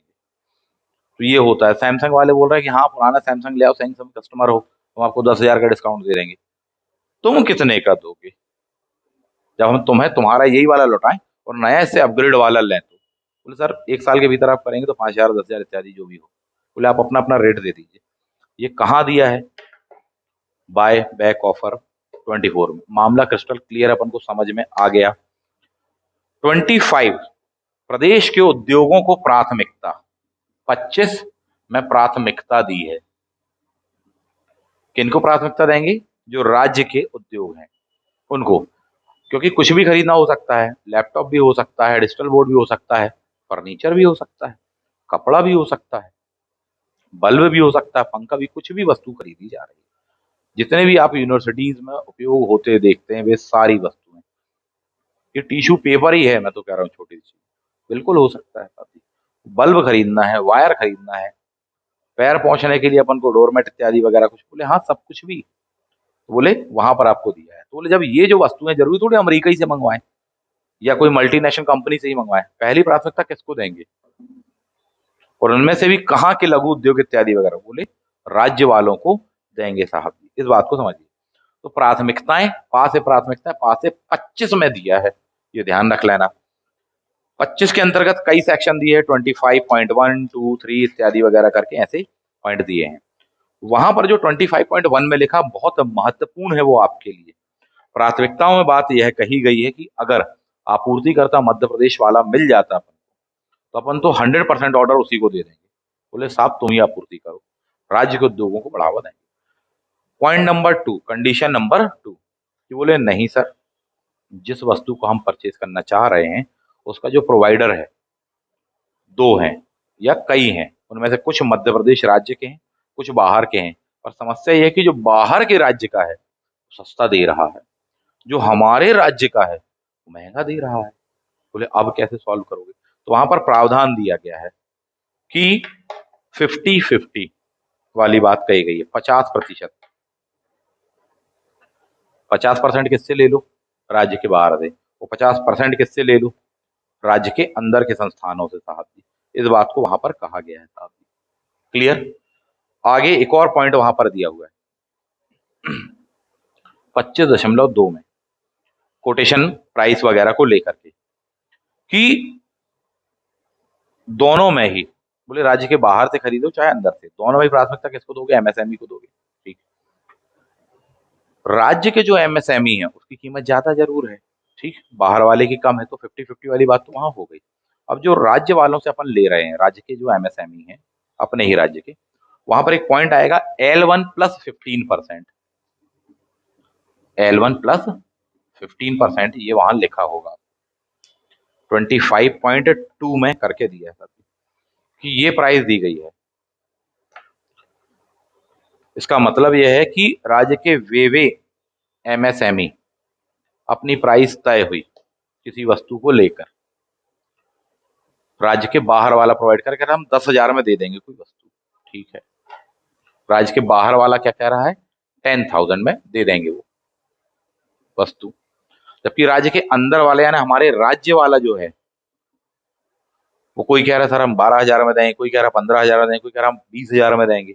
इनमें से किन किन को ढूंढो? ये है L1, इसका अधिकतम और कितना? 10,000 का 15%, कितना होगा 10,000 का 15%? 10% 1,000, 15% 1,500, यानी कि 1,500 प्लस और कर लो। ऐसे जितने भी बिड प्रोवाइड करने वाले यानी कितने? 10,000 प्लस 1,500 यानी 11,500 रुपए प्राइस वाले, इतनी रेंज तक के किन किन ने टेंडर जारी किए थे? आपके मध्य प्रदेश राज्य के। बोले ऐसे प्रोवाइड करने वाले, प्राइस देने वाले सर 4 लोग थे, ठीक। तो बोले अब इनसे तो लेंगे, बाहर वालों से अपन 10,000 में मिल रहा है तो 50% तो इनसे ले लो। अब बचे इन पर आओ। इनके लिए यह है कि इनसे बात करो, नेगोशिएट करिए और उनसे कहिए कि साहब आप अपनी प्राइस को किसी तरीके से कम करिए, इन 4 को ऑप्शन दीजिए और जो है इनसे जितनी कम करवा सको और हो सके तो उसको L1 पे ले आओ। प्रयास ये करिए, नेगोशिएट करिए आप उनको। यदि आ जाते तो बेस्ट है, नहीं आ रहे हैं, वो कह रहे हैं नहीं सर हम तो 10,500 से कम में नहीं दे पाएंगे, बोले लास्ट नेगोशिएशन के पश्चात में भरपूर प्रयास के बाद में इतना ना, बोले दे दो ऑर्डर।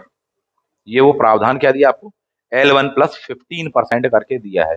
मामला क्रिस्टल क्लियर है। तो वहां लिखा होगा L1 मूल्य के स्तर पर लाकर उनसे 50% वस्तुओं की आपूर्ति करवा ली जाएगी, यह उसका मीनिंग है। एनी डाउट, कोई बात समझ में ना आई हो तो पूछ सकते हैं। आगे दिए इसके फॉर्म वगैरह जो होंगे वो निःशुल्क प्रोवाइड किए जाएंगे। तो प्रश्न पूछा गया कि सर L1 प्लस 15% पुनः बता दीजिए। तो दोबारा अपन समझते हैं। राज्य के बाहर के हैं, वो कह रहे हैं कि साहब हम 10,000 में दे देंगे वो वाली वस्तु। बोले ठीक है। जबकि राज्य के अंदर वाले जो हैं उनमें से कोई कह रहा है सर हम 11,500 में देंगे, कोई कह रहा नहीं सर हम तो 12,000 से कम में नहीं पड़ता, कोई कह रहा नहीं सर हम तो 15,000 से कम में दे ही नहीं सकते, कोई कह रहा हम तो 50,000 में देंगे। ये आपके राज्य वाले हैं, ठीक है। तो हमें तो अपनों ने लूटा। तो इनमें ये करना है कि बोले काम करो, सबसे कम में कौन दे रहा है, भले ही राज्य के बाहर वाले हैं। इनको ऑर्डर कितने का दिया जाएगा, 50% का दिया जाएगा।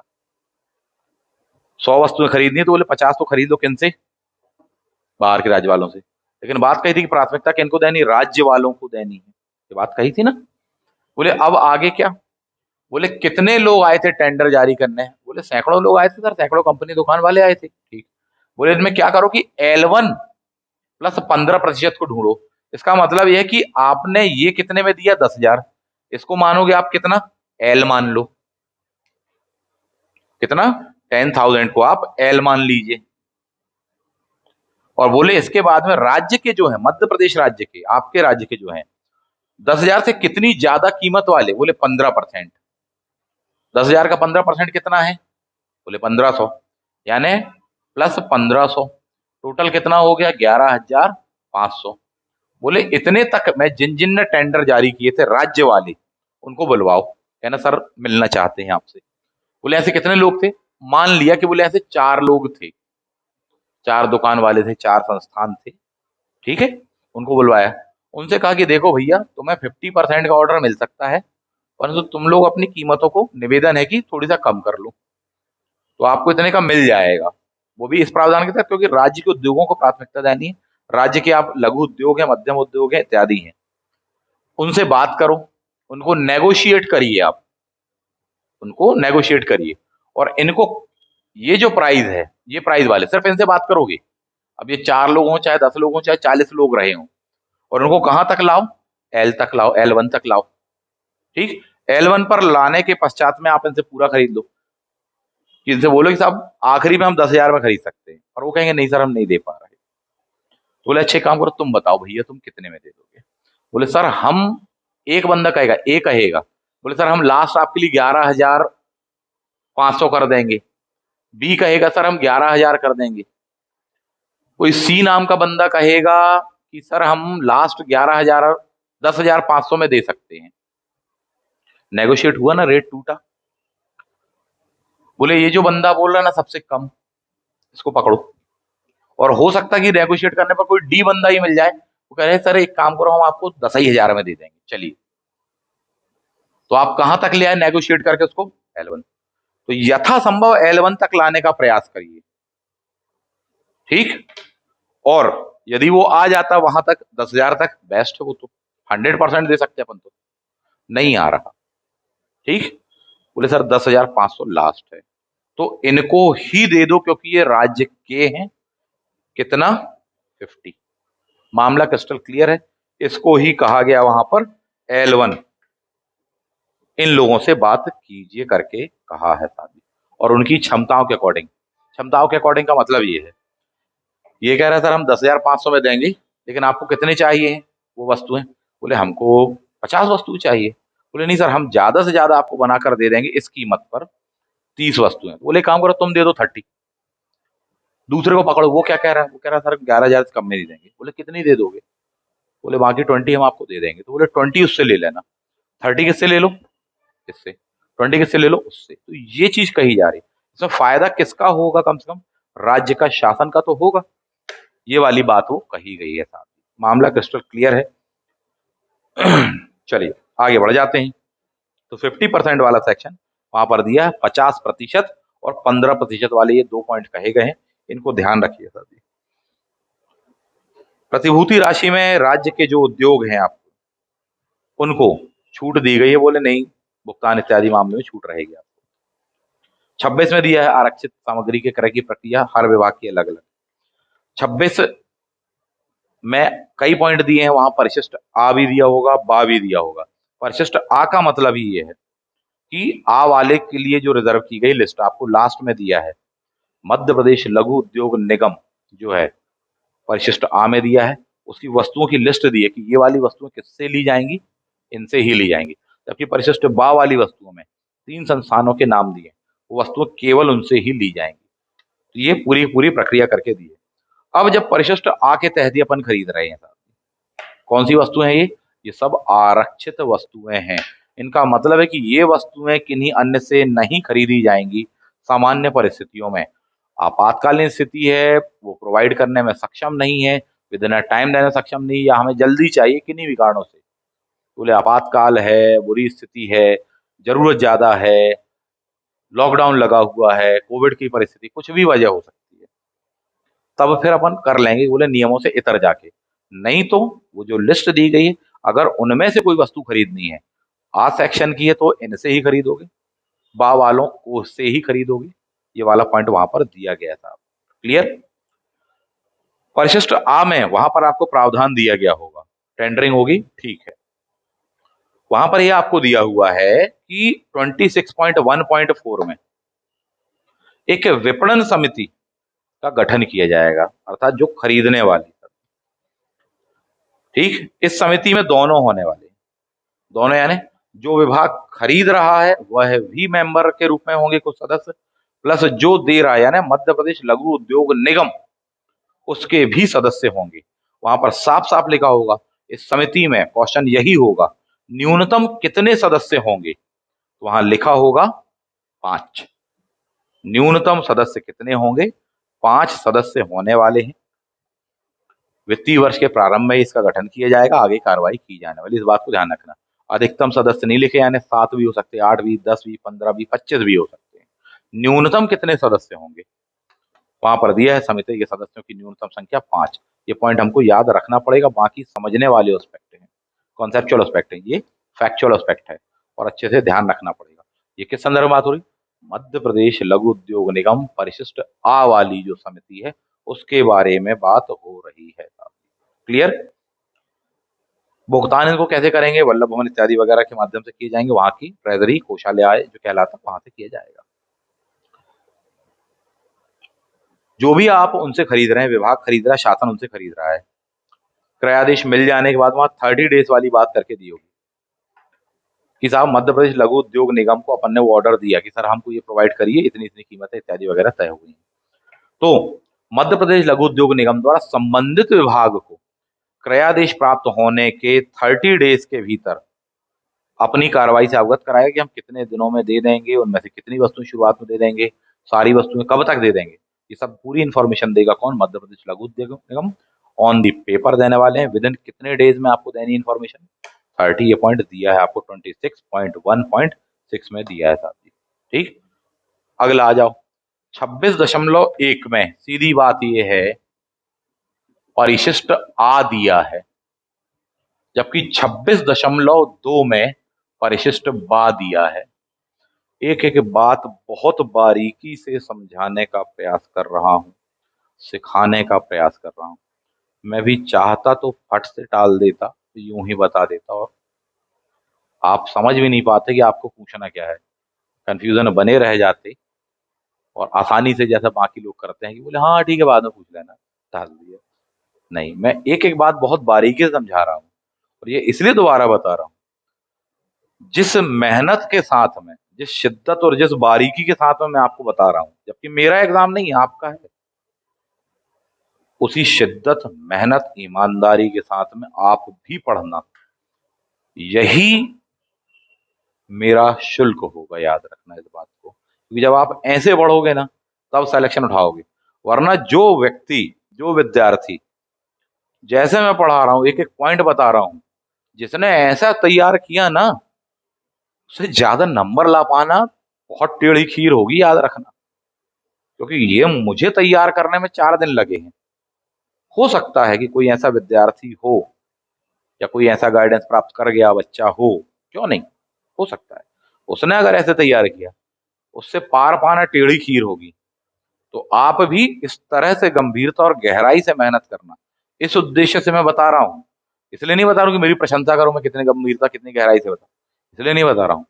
मुझे मेरा शुल्क चाहिए, वो शुल्क आपका सिलेक्शन, इस बात को ध्यान रखना, जीवन में याद रखना।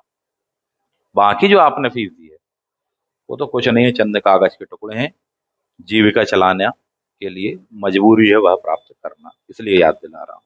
नहीं तो कई बार विद्यार्थी समझ बैठे, हाँ आपने खरीद तो लिया, आपने कोर्स परचेज किया है, आपने टीचर परचेज नहीं किया है।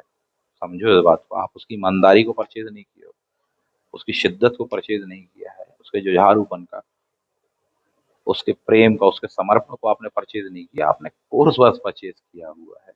ठीक, आगे बढ़ते हैं। क्वेश्चन ये होगा, परिशिष्ट आ संबंधी प्रावधान कहाँ दिए हैं, तो 26.1 में दिए हैं। बा संबंधी कहाँ दिए हैं, तो 26.2 में दिए हैं। तो जैसा कि प्रश्न पूछा कि सर नियम नंबर 6 में भी तो यही दिया, परिशिष्ट आ और बा, और नियम नंबर 26 जो आप बता रहे हो, उन दोनों में अंतर क्या है? दोनों में अंतर क्या है? वह अंतर ये है, 6 नंबर की जो धारा है उसमें सिर्फ ये दिया है कि परिशिष्ट आ वाली वस्तु इनसे लेना, परिशिष्ट बा वाली इनसे लेना, ये दिया है। जबकि 26 में यह दिया है कि उनसे कौन कौन सी वस्तुएं लेना है, प्लस किन प्रक्रियाओं के तहत लिया जाएगा, उसके लिए मध्य प्रदेश लघु उद्योग निगम को कौन कौन सी बातों की इंफॉर्मेशन देनी पड़ेगी, कितनी समय अवधि के भीतर देनी पड़ेगी, उसको लेने के लिए जो समिति बनेगी उसमें कितने क्या मेंबर होंगे, आगे क्या प्रावधान होंगे, उनको पेमेंट कहाँ से किया जाएगा, ये सब डिटेलिंग कहाँ दी है, 26 में। जबकि केवल एक सिंगल लाइन बस जो दी हुई है वो 6 में दी है। उस 6 की डिटेल कहाँ दी है, 26 यानी 26 में दी है। ये है उन दोनों के बीच का अंतर साहब। 26.2 पर आ जाइए साहब जी, परिशिष्ट बा। परिशिष्ट बा में जब आप जाकर देखेंगे तो वहां पर 3 संस्थानों के नाम दिए हैं। संत रविदास मध्य प्रदेश हस्तशिल्प हथकरघा विकास निगम, दूसरा दिया मध्य प्रदेश राज्य हथकरघा बुनकर सहकारी संघ, तीसरा दिया मध्य प्रदेश खादी तथा ग्राम उद्योग बोर्ड, ऐसा करके दिया हुआ है आपको। इनसे ही लेना है, ये वाली बात तो 6 में भी क्लियर थी। अब इनसे जब लिया जाएगा तो किन किन प्रावधानों के तहत उनको एडवांस पेमेंट की जाएगी, कितनी की जाएगी, कितनी क्या मार्जिन मनी होने वाली है, उसका पुनरीक्षण कैसे क्या किया जाए, इन सबके बारे में डिटेलिंग 26.2 के सब सेक्शन पर दी गई है साहब जी। फॉर एग्जाम्पल करके वहां पर दिया होगा 85% अग्रिम राशि, वहां एक पॉइंट आया होगा कि इन संस्थानों पर खादी वस्त्रों के प्रदाय संबंधी आदेश, जो भी संचालक होने वाले, डायरेक्टर होने वाला है, मैनेजिंग डायरेक्टर, उसके नाम से 85% जो राशि है अग्रिम राशि के साथ में, पेमेंट के साथ में आप आदेश देंगे साथ ही, इतना एडवांस में आप उनको दे देंगे साथ ही, क्योंकि राज्य के ही संस्थान, उनको बढ़ावा देना हमारी पहली प्राथमिकता है।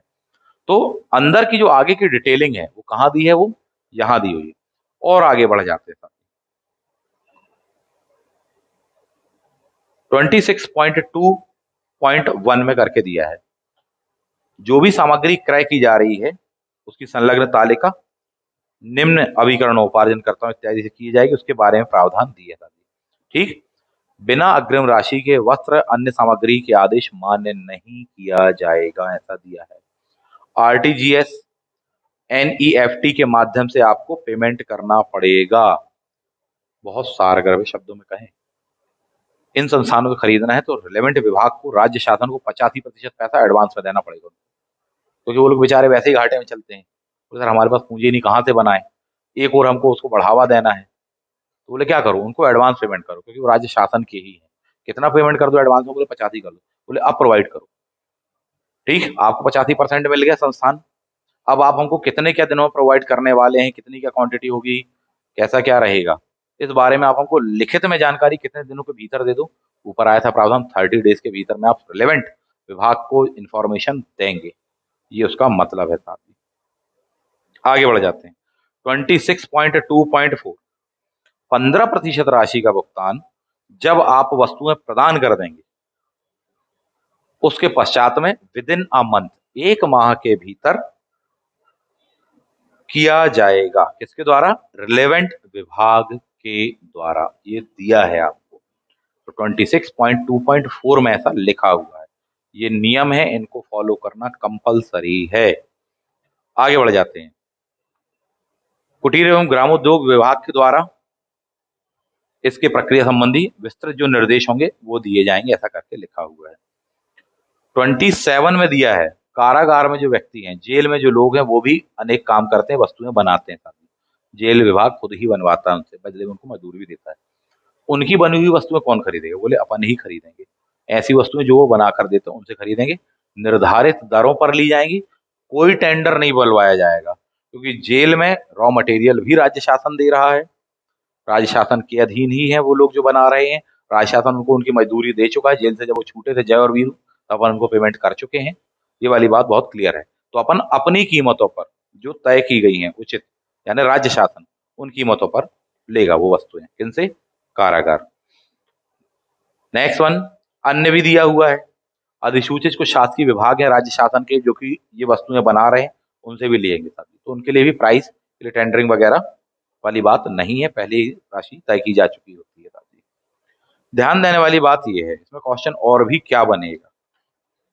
क्वेश्चन ये बनेगा कि ये परिशिष्ट बा में कौन कौन है? 3 है ना। मध्य प्रदेश खादी एवं ग्रामोद्योग बोर्ड है ना। क्वेश्चन यही होगा, मध्य प्रदेश खादी एवं ग्रामोद्योग अधिनियम किस वर्ष का है?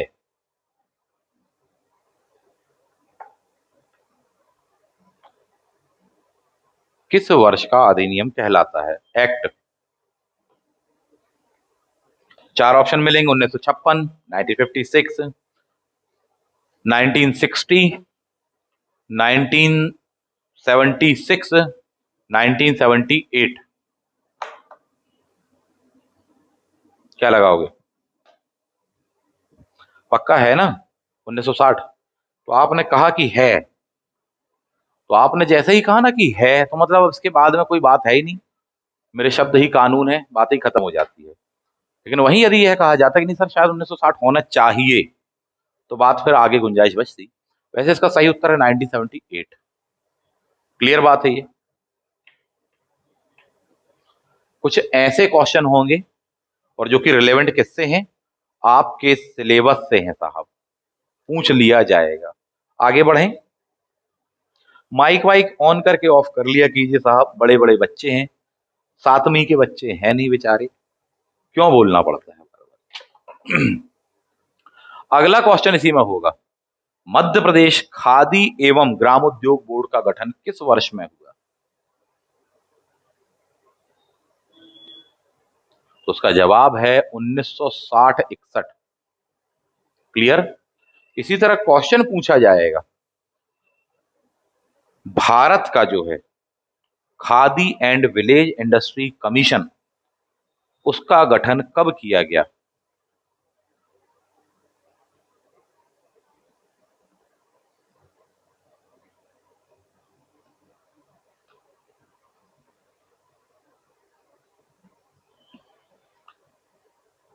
नाइनटीन 56। यह भारत वाला है, जबकि एमपी वाला बोले तो 1960 है।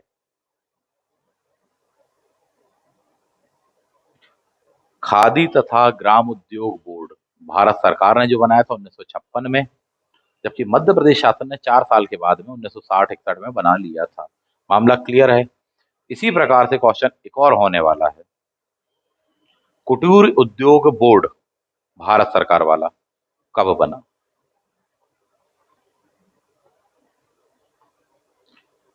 तो या तो समझ लो कि देखिए आप ये पढ़ रहे हैं और क्वेश्चन मैं सिर्फ इतने में से ही रिलेवेंट आपसे पूछ रहा हूं,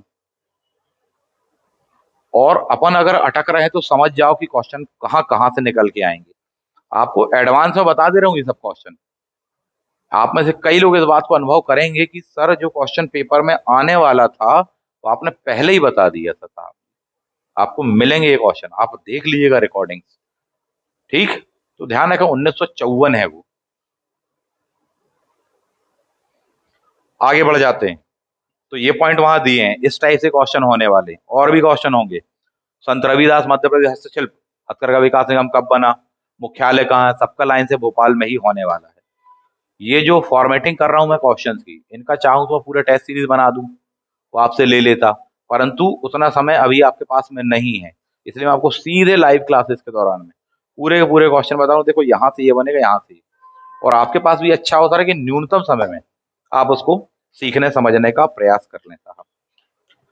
आगे बढ़ जाते हैं। धारा 28, वहां पर दिया होगा एनुअल प्रोक्योरमेंट प्लान करके दिया होगा कि इस सबको बनाया जाएगा साहब। 45 डेज वाली बात दी गई होगी कि 45 दिन का समय दिया जाने वाला है, ठीक, आवश्यकता के अनुसार बढ़ाया भी जा सकता है, तो इसको थोड़ी सा आप देख लीजिएगा कि 45 डेज का टाइम अपन देते हैं। 29 में दिया एक्सेप्शनल सिचुएशंस, बोले साहब कुछ परिस्थितियों में छूट रहेगी नियमों के पालन से, अर्थात जरूरी नहीं कि नियमों का पालन करो, ऐसे ही खरीद लो।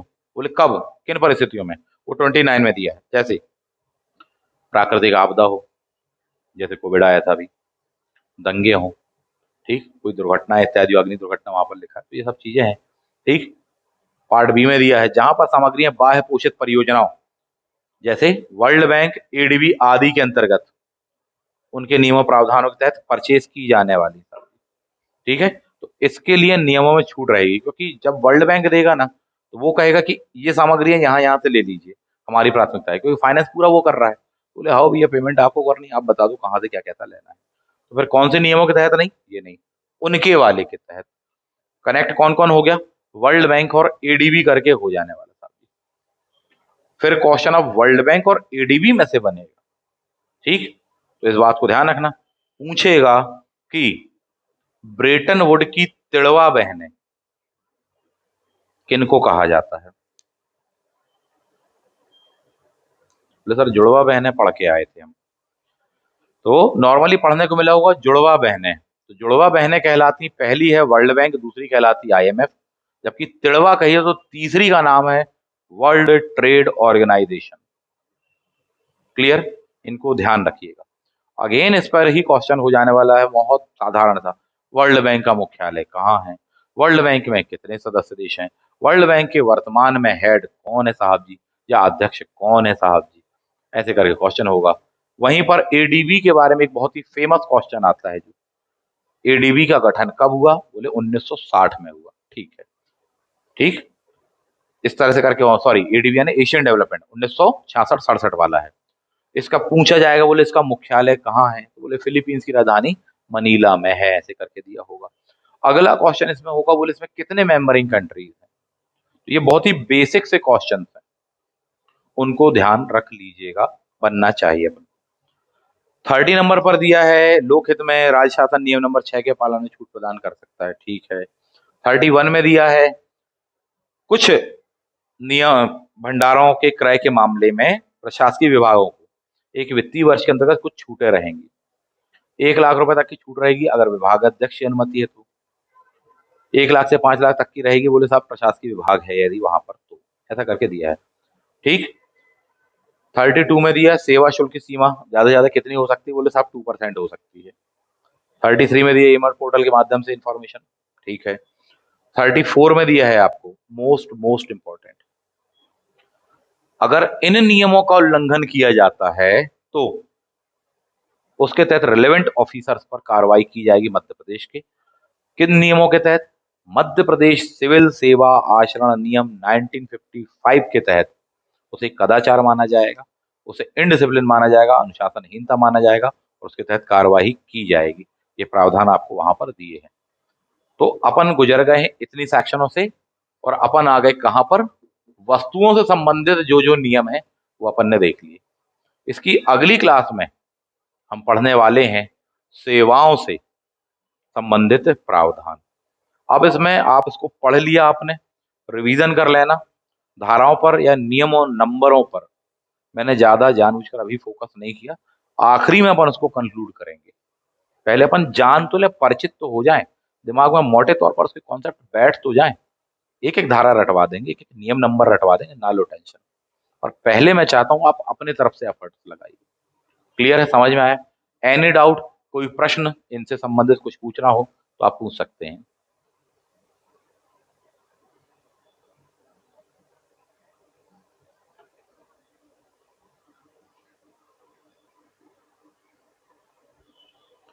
तो इस अधिनियम की हिंदी बहुत टफ है कहा गया, और इंग्लिश में भी अवेलेबल नहीं है। ठीक है, तो और भी टफ है कई विद्यार्थियों के लिए। मेरा जवाब उन सभी के लिए ये है, कहीं भी कुछ भी टफ नहीं है। पहली बात, ना उसकी हिंदी टफ है, ना उसकी इंग्लिश टफ है, ना ये कोई टफ सिचुएशन है सर इंग्लिश में अवेलेबल नहीं है तो हम कैसे, ये कोई प्रश्न ही नहीं है मेरे लिए। अगर मैं एक विद्यार्थी होता और मुझे पेपर देना होता तो मेरा ध्येय क्लियर होता, मुझे सिलेक्शन लेना है। ठीक, और उसके सामने जितने भी टफनेस आने वाली है, जितने भी बॉर्डर्स आने वाले, जितने भी स्पीड ब्रेकर्स आने वाले हैं मेरे और मेरे लक्ष्य के बीच में, उन सभी को मैं पार करता, भले ही मुझे उन कांटों भरे रास्ते पर नंगे पैर चलना पड़ता, और मैं चलता। और ना मैं ऐसा कोई विचार ही आने देता एक सेकंड के लिए भी अपने मन में, इसकी हिंदी टफ है, इसकी इंग्लिश नहीं है, इसके ये नहीं, इसका वो नहीं है। नो एक्सक्यूज, कुछ भी टफ नहीं है, सब आसान है, और अपन उसको बड़ी आसानी से बनाएंगे। इसी आत्मविश्वास के साथ में मैं इसको पढ़ता। किसी भी प्रकार का कमजोर विचार जो मेरे मन को, मेरी आत्मा को, मेरी मेहनत को कमजोर करे, मैं उसको आने ही नहीं देता। क्योंकि इस प्रकार के जब कमजोर विचार हैं, वो धीमे धीमे हम पर ही हावी हो जाते हैं। हम बोल तो देते हैं कि हाँ यूं ही बोल दिया अपन ने कि कुछ बोलना था, बोले हिंदी टफ है, वो आपके ब्रेन में आ गया, वो विचार आ गया, बार बार दिल दिमाग में वही आएगा। और अभी तो आपको उतना टफ नहीं लग रहा, लेकिन जब वो विचार बार बार आएगा ना तो आपको वाकई में टफ लगने लग जाएगा, और आप सोचोगे कि साहब ये कितना टफ है ये वाला टॉपिक। तो इसीलिए इस प्रकार के कोई भी कटु विचार, कठोर विचार, ऐसे कोई भी विचार जो कि आपकी सफलता के मार्ग में बाधक बने, आप उनको आने ही मत देना। ऐसे कोई भी विचार जो आपको कमजोर करें, हिंदी कठिन है, ये कठिन है, कुछ नहीं है कठिन, आसान है। कठिन है सिलेक्शन लेना, उसको ही तो पानी बनाना है, सफल बनाना है, उसके लिए प्रयास कर रहे हैं। ऐसे कोई कमजोर विचार आने ही मत देना, क्योंकि स्वामी विवेकानंद जी का कथन है, कमजोरी ही मृत्यु है। साबित करें कि हम जिंदा हैं। ठीक, और साबित करेंगे, सिलेक्शन लिस्ट में आपका नाम होगा जो इस बात को साबित करेंगे। कमजोर विचार आने नहीं देंगे, कमजोरी ही मृत्यु है। मिलते हैं इसी विश्वास, इसी आत्मविश्वास, इसी पराकाष्ठा के साथ साथ कि समंदर का सीना चीर जाएंगे, पहाड़ों को लांग जाएंगे। मिलते हैं अगली क्लास में। थैंक यू, जय हिंद।